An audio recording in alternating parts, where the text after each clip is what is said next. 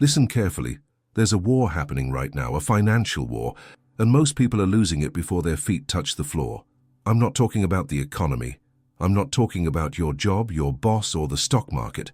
I'm talking about something far more dangerous, something you do every single morning without realizing it costs you everything. You open your eyes, and within seconds, maybe 10, maybe 20, you reach for something, you check it, you scroll, you react. And in that moment, before you even leave your bed, you've already surrendered the entire day. The money you're struggling to make, the opportunities you're waiting for, the breakthrough you keep praying about, they were all available to you, but you gave them away in the first moments of consciousness. I know this sounds extreme, but I'm a rabbi. I've spent 30 years studying the ancient codes of wealth, abundance, and divine flow, and what I'm about to share with you is not philosophy. It's not motivation. It's precision spiritual technology that's been tested for 3,000 years. The sages teach us something that sounds impossible. The first conscious moments of your day create a portal, a direct channel between your soul and the source of all provision. But here's what they don't tell you in the books. That portal stays open for exactly one window of time. Miss it, and you spend the rest of the day chasing what could have come to you effortlessly. I need you to do something. Right now, I need you to type in the comments, "I'm ready to take back my morning." Not because it's cute, because you're making a covenant. You're saying, "I will not surrender another day to chaos. I will not give away my power in the first minutes I wake up." Type it now. Now let me tell you what's really happening. You think your financial struggle is about not working hard enough, not smart enough, not connected enough. But that's not it. The problem is simpler and more devastating. You're starting every single day in spiritual defeat. The Talmud has a phrase, mun modeh ani, I offer thanks. It's the first prayer we're commanded to say upon waking. But most people don't understand why. They think it's just gratitude. It's not. It's a declaration of war. When you sleep, your soul ascends. It leaves this physical realm and returns to its source. And when you wake up, your soul comes back, but it comes back vulnerable, exposed. In those first moments, you're standing at a crossroads. You can reclaim your identity as a child of the King, or you can forget who you are and become a slave to the day's demands. Every morning the same choice, and every morning most people choose slavery without even knowing it. Here's what this looks like practically. You wake up. Your first thought is not gratitude, it's anxiety. What do I have to do today? What's going wrong? What's the emergency? You grab your phone because you need to know what you missed. You check your email, your messages, your bank account, your news feed, and what you're really doing is asking the world, what do you need from me? What should I be afraid of? What fire do I need to put out? And the world answers, everything. Be afraid of everything. Chase everything. Fix everything. Now, that's not a morning routine. That's a hostage negotiation.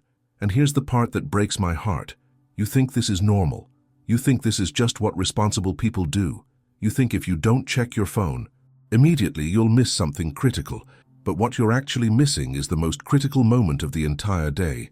The moment when heaven is listening. The moment when your mind is still soft, still open, still able to receive instruction from above instead of panic from below. I'll tell you a story. 3 years ago, I was teaching in a small synagogue in Brooklyn, and I was barely making it. The synagogue couldn't pay me. I was running a side business that was failing. My wife and I had just had our third child, and one morning I woke up with this crushing weight on my chest. We owed $14,000 to various creditors. I had no idea where the money was coming from. I did what most people do. I grabbed my phone.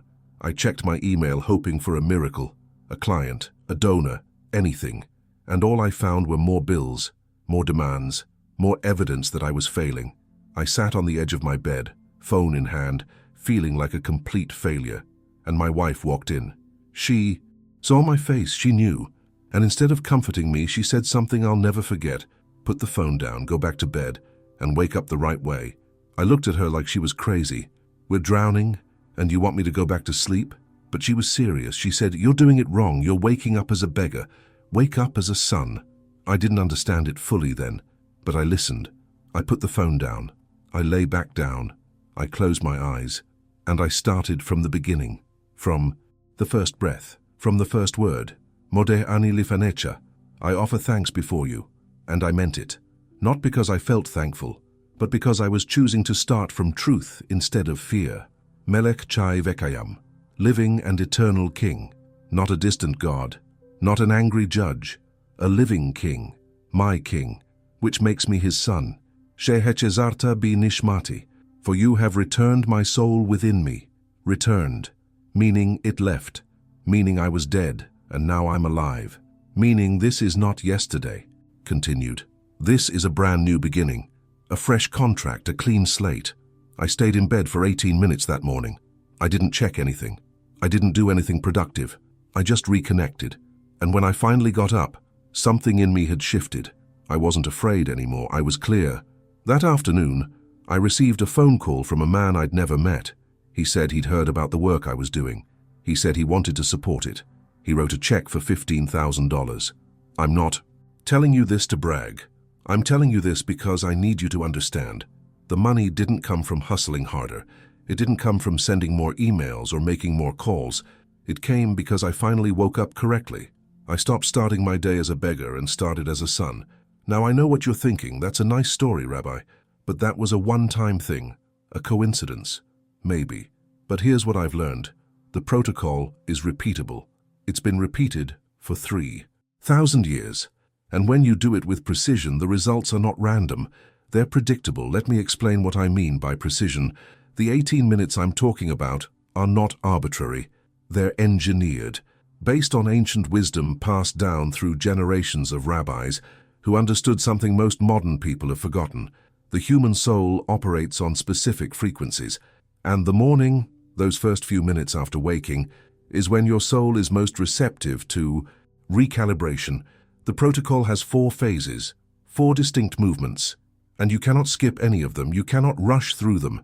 You cannot do 3 out of 4 and expect it to work. This is not a suggestion. It's a spiritual law. Like gravity, you don't negotiate with gravity. You align with it or you fall. Phase 1 is reclamation. You reclaim your identity before you move your body. Phase 2 is purification. You cleanse your hands, your face, your energy field. Phase 3 is alignment. You connect your mind to eternal truth through study and prayer. Phase 4 is activation. You declare partnership with the divine through an act of giving, an act of speech, and an act of intention. 18 minutes total, divided with surgical precision. And when you do it right, you're not just having a nice morning. You're opening a channel, a direct line to the source of all provision, all wisdom, all opportunity. Now, I need to be very clear about something. This is not magic. This is not manifest your dreams while you sleep nonsense. This is about positioning. You're positioning yourself, spiritually, mentally, emotionally, in the exact place where divine flow can reach you. You're creating the conditions for what the sages call hashgacha pratit, divine providence, personal supervision from above. And here's the part most people miss. The opportunities were always there. The money was always available. The connections, the clients, the breakthroughs, they were circulating in your world the entire time. But you weren't in the right state to receive them. You were in reactive mode, survival mode, panic mode, and in that mode, you repel exactly what you're desperate to attract. The 18-minute protocol changes your frequency. It takes you out of panic and puts you into alignment. And when you're aligned, things come to you that would never come to you otherwise. Let me walk you through the protocol, not theory. Practice. Phase 1 begins before you move, before you open your eyes fully, before you reach for anything. The moment consciousness returns, you speak, out loud, even if it's a whisper. Mode ani lifanecha, melech chai vekayam, sheheche zarta binishmati bechemla, rabba emunatecha. I offer thanks before you, living and eternal King, for you have restored my soul within me with compassion. Great is your faithfulness. This is not a ritual. This is a reality check. You're reminding yourself, I was dead. Now I'm alive. This is a gift, not an obligation. I didn't earn this breath. It was given. And if it was given, that means someone is still invested in my existence. Someone still has plans for me. You stay in bed. You don't check your phone. You don't think about your to-do list. You spend 2 full minutes in this space, breathing, absorbing the truth. You are not a machine that needs to produce. You are a soul that has been invited back into partnership with the Creator of all resources. 2 minutes. That's phase 1. Phase 2 is purification. You get up, you walk to where you've prepared a basin of water the night before, and you wash your hands 3 times, alternating right and left. This is not about hygiene. This is about removing the residue of the night, the confusion, the fear, the spiritual static that accumulates when your soul is disconnected from your body. The sages teach that during sleep, a spirit of impurity rests on your hands. Sounds mystical, but here's the practical reality. Your hands are the tools of your will. They're how you interact with the physical world.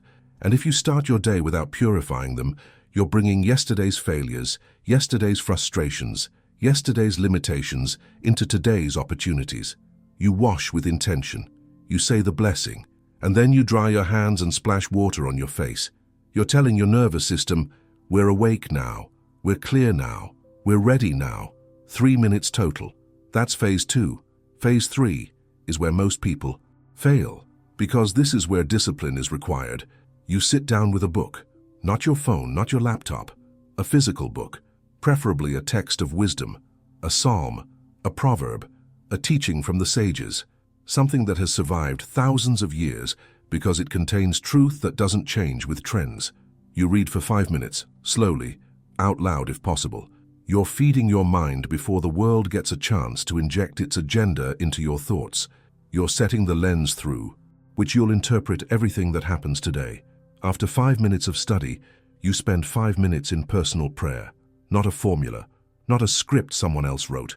Your own words, your own requests, your own gratitude. You talk to God like He's your Father, because He is. You tell Him what you need. You thank Him for what you have. You ask Him to guide your steps, your decisions, your conversations. This is not begging. This is partnership. You're saying, I can't do this alone, but I don't have to, because you're with me. And if you're with me, then I have access to resources I can't see, connections I haven't made, solutions I haven't thought of. 10 minutes total. That's phase 3. Phase 4 is activation. This is where you move from receiving to giving. You take a coin, any amount, it doesn't matter, and you put it in a charity box you've set aside. You're declaring, I am not just a receiver, I am a channel. Money flows through me, not just to me. And the more I give, the more I signal to heaven that I'm ready to handle more. Then you speak. You declare your primary intention for the day. 1 sentence, clear, specific, not vague, not wishful, definitive. Today I will serve my clients with excellence. Today I will have the conversation I've been avoiding. Today I will take the next step in my business, even if I don't feel ready. 1 sentence, spoken out loud, because words create worlds. And when you speak with clarity and conviction, you're setting the trajectory for the next 24 hours. 3 minutes total. That's phase 4. 18 minutes, 4 phases. Done before you touch your phone. Done before you check email. Done before you react to a single external demand. And here's what happens. You've just created a container, a sacred container for the day. Everything that comes after this will flow through the filter you've established. Challenges will still come. Problems will still arise, but you won't be responding from panic. You'll be responding from alignment. Now I need to tell you about someone who proved this works even when everything looks impossible. Her name is Sarah. She's a financial advisor in Miami, successful on paper. But 3 months ago, her largest client pulled their account. $2.3 million under management gone overnight. The client didn't give a reason, just said they were going in a different direction. Sarah panicked. That client represented 40% of her income. She immediately went into crisis mode, sent desperate emails to her network, stayed up until 2 in the morning researching new prospecting strategies, checked her phone every 15 minutes hoping for a response. Nothing. 2 weeks went by, then 3. Her anxiety got worse. She started waking up at 4 in the morning, heart racing, unable to fall back asleep. So she'd grab her phone and start scrolling, looking for answers, looking for hope, finding neither. A friend told her about the 18-minute protocol. Sarah's first reaction was dismissive. She didn't have time for rituals. She needed clients. She needed money. She needed results. But she was desperate enough to try anything. The first morning, she set her alarm for 18 minutes earlier than usual. She prepared the basin the night before. She found an old book of Psalms her grandmother had given her. She forced herself not to touch her phone. It felt ridiculous. She felt ridiculous. Sitting there, washing her hands, reading ancient poetry while her business was collapsing. But she finished all 4 phases, 18 minutes exactly. That afternoon, nothing happened. No calls, no emails, no miracles. She did it again the next morning, and the next, and the next. On the 7th day, she was sitting in a coffee shop, finishing her morning study because she'd had to leave her house early. A woman at the next table noticed the book, started a conversation. Turned out the woman had just inherited a significant sum from her father's estate, $3.8 million, and she had no idea what to do with it. They talked for an hour. The woman asked Sarah if she'd be willing to help. Sarah said yes. That was 4 months ago. Sarah now manages that account plus 2 referrals from the same woman. Total assets under management, $6.2 million. More than she lost, gained back in a fraction of the time. Coincidence? Maybe. But here's the thing. Sarah had been going to that same coffee shop for 2 years. She'd never had a conversation like that before. She'd never been approached by someone looking for financial advice. The opportunity didn't come because she hustled harder. It came because she finally positioned herself correctly. Let me tell you about someone else. Michael, commercial real estate broker in Chicago. Business was steady, but he'd hit a ceiling. Couldn't break past 5 deals a year. He'd been trying for 3 years to land a major corporate client, the kind of client that would transform his business overnight. He'd networked, he'd cold called, he'd sent proposals, nothing stuck. One of his colleagues told him about the morning protocol. Michael thought it was superstitious nonsense, but his colleague said something that got his attention. You're doing everything right externally, but you're starting every day in the wrong internal state. You're waking up anxious. You're checking your phone before your eyes are fully open. You're operating from lack, and people can feel it. Michael couldn't argue. He was anxious, he was desperate, and it was probably showing. He started the protocol. 18 minutes. Every morning. No exceptions. The first week was hard. His mind kept wandering during prayer. He kept wanting to skip ahead to get to the real work, but he stayed with it. 3 weeks in, he got an email from a company he'd pitched 8 months earlier. They'd gone with another broker, but that broker had failed to close the deal, and they remembered Michael. They asked if he was still available. He was. The deal closed in 45 days. Commission, $87,000. But here's the part that matters more. Michael said something shifted in how he showed up to meetings after starting the protocol. He stopped pitching from desperation. He started speaking from certainty, not arrogance, certainty. The kind of certainty that comes from knowing you're not doing this alone. One more story. Then, I'll tell you what you need to do next. His name is Aaron, software engineer, mid-30s. He'd been trying to launch his own SaaS product for 2 years, worked on it nights and weekends, burned through his savings, put everything he had into it, and nobody was buying. He was 3 weeks away from having to shut it down and go back to a corporate job.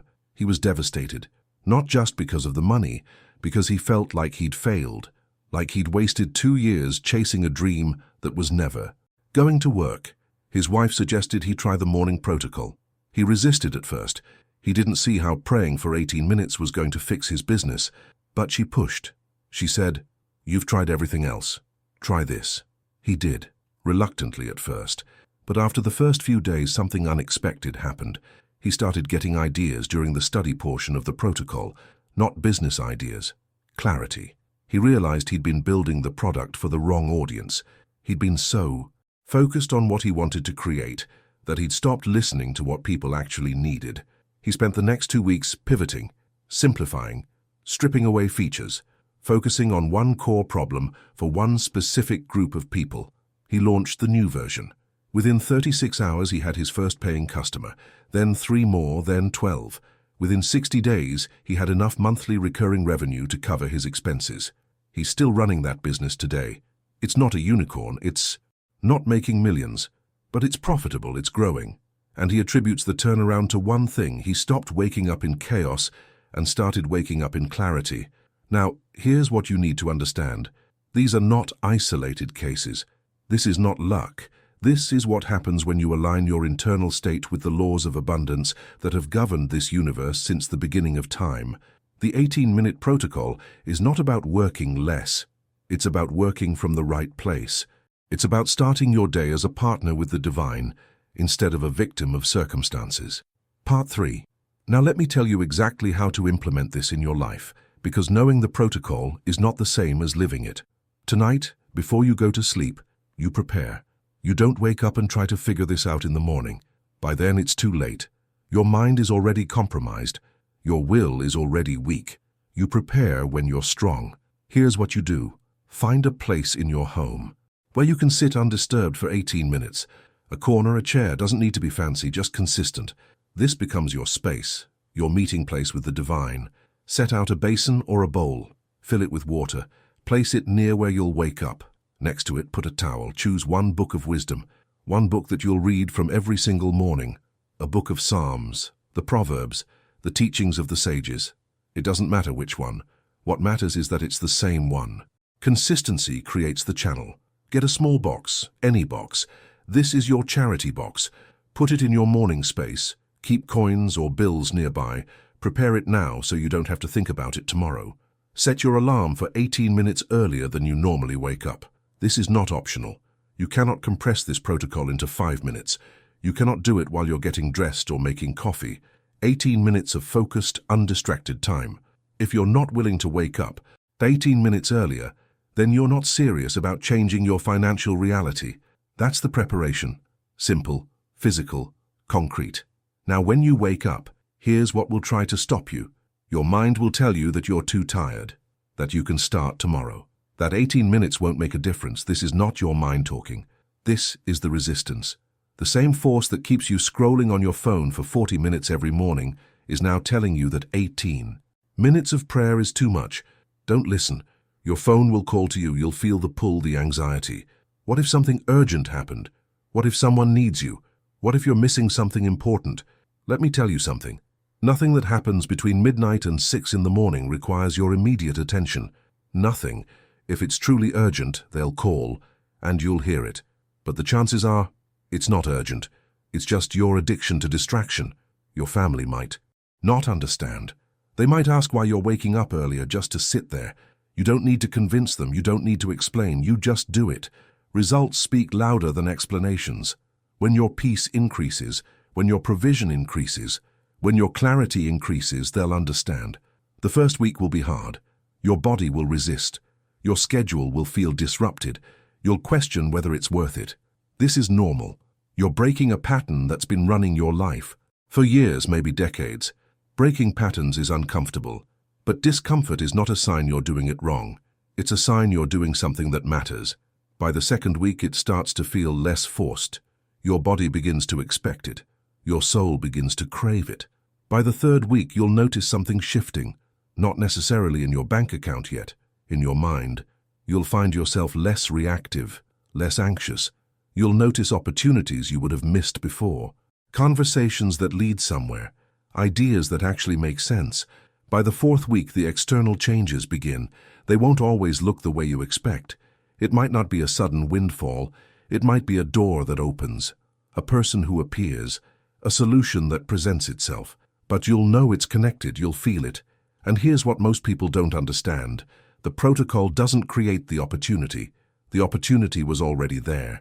The protocol changes you so you can see it, receive it, act on it. This is not magic. This is alignment. Let me tell you what happens if you don't do this. You'll keep waking up the same way, grabbing your phone, checking your problems, starting your day in defense mode, and you'll keep getting the same results, the same struggle, the same frustration, the same sense that you're working hard but getting nowhere. You'll keep wondering why other people seem to have luck and you don't, why doors open for them and not for you, why money flows to them and trickles to you. And the answer will be right in front of you the whole time. They're starting their day differently. Not smarter, not harder, differently. You can spend the next year doing what you've always done, and you'll be exactly where you are now, maybe worse. Or you can give heaven 18 minutes a day and watch what happens when you stop fighting alone. The choice is yours, but it's not a neutral choice.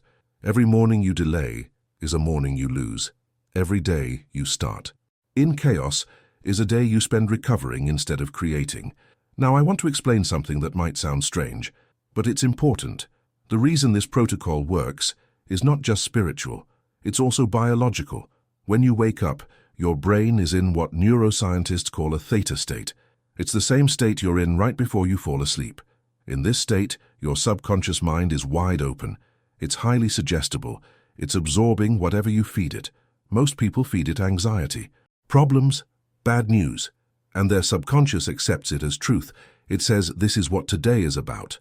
Survive, defend, react. But when you use the 18-minute protocol, you're feeding your subconscious a different message. You're saying, I am provided for, I am guided, I am partnered with infinite intelligence, and your subconscious accepts that as truth too. It begins to filter your entire day through that lens. It starts looking for evidence of provision instead of evidence of lack. It notices opportunities instead of obstacles. This is not wishful thinking. This is how your reticular activating system works. It shows you what you're looking for, and what you're looking for is determined by what you focus on in the first moments of consciousness. The ancient rabbis didn't have MRI machines. They didn't know about neural pathways, but they understood something deeper. The morning is a gateway, and whoever controls the gateway controls the day. There's also a Kabbalistic explanation, but I'll keep it simple. The mystics teach that there are multiple layers of reality: physical, emotional, mental, spiritual. Most people live only in the first two layers. They see what's in front of them, and they feel what they feel. That's it. But the protocol opens access to the higher layers, the layers where causes exist before effects, where decisions are made before actions, where resources are allocated before they manifest. When you pray with intention, when you study with focus, when you give with generosity, you're sending a signal to those higher layers. You're saying, I'm ready, I'm aligned, I'm available. And those higher layers respond, not always immediately, not always the way you expect, but they respond. This is not theory, this is technology, 3,000-year-old technology that still works because truth doesn't expire. So here's what I need you to do right now. First, go to the comments and type, I commit to the 18 minutes, not I'll try, not I hope to. Commit, make it public, make it real. Second, if you're not already subscribed to this channel, subscribe now. We're building something here, a community of people who refuse to live in spiritual amnesia, a community of people who understand that wealth is not just about strategy, it's about alignment. We're moving toward 100,000 souls who are serious about mastering their mornings and transforming their lives. Be part of that. Third, and this is the most important part, I've created a complete system. Everything I've taught you today is just the foundation. The 18-minute protocol is powerful, but it's only the beginning. Inside the Sacred Mornings Business School, I walk you through the advanced applications, the specific prayers for financial breakthrough, the mystical practices that amplify your results, the business strategies that work when you're operating from alignment instead of desperation, the step-by-step blueprint for building a life where money flows to you instead of you chasing money. This is not a course you watch and forget. This is a transformation system. Live coaching, direct access to me, a community of people who are doing this with you, real accountability, real results. The investment is $347. That's it. Not thousands, not monthly payments forever. One payment, lifetime access. But here's the reality. I can only take a limited number of people, not because I want to create false scarcity, because I personally review every application. I coach every member. I can't do that for 10,000 people. I can do it for a few hundred. Right now, enrollment is open, but it closes in 72 hours.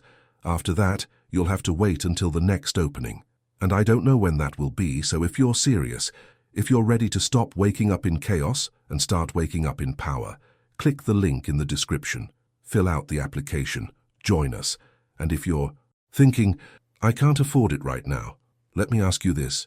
How much is your current pattern costing you? How much money have you left on the table because you weren't in the right state to receive it?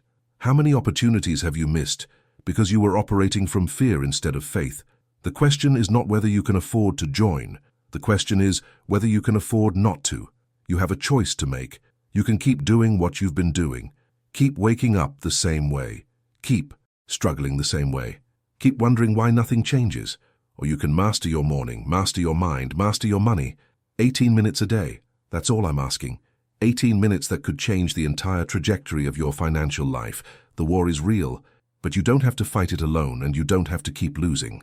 The protocol is here. The community is ready. The door is open. What happens next is up to you. Shalom, my friend. Until next time.